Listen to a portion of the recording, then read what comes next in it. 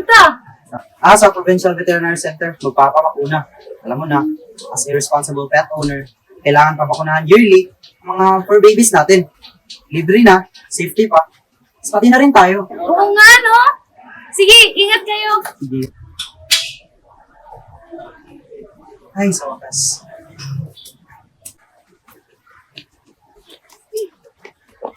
Uy, Mare. Ano nangyari dyan? Saan kayo pupunta? Ito kasing si Bunso, kagat ng aso. Kapagamot ko sana sa albularyo.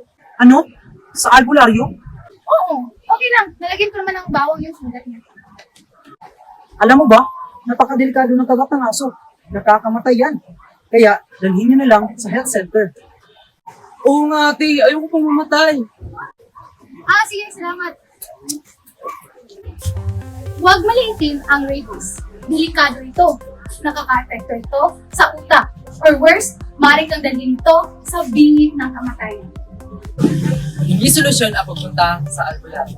Ang rabies ay isang seryosong sakit na nangangailangan ng agarang atensyon ng medikal at profesional. Nakapaloob sa Republic Act 9482 o ang Anti-Rabies Act of 2007 ang mga responsibilidad ng mga may-ari ng aso. Kung sakaling ikaw ay makagat ng iyong alagang aso, ay maaaring magpapakuna agad sa malapit na health center sa inyong lugar. Para naman sa mga alagang hayop, maaaring magpabakuna agad sa malapit na veterinary sa inyong lugar. Rabies ay huwag katakutan. Mga maling paniniwala ay tigilan. Maging responsable at bastong kaalaman.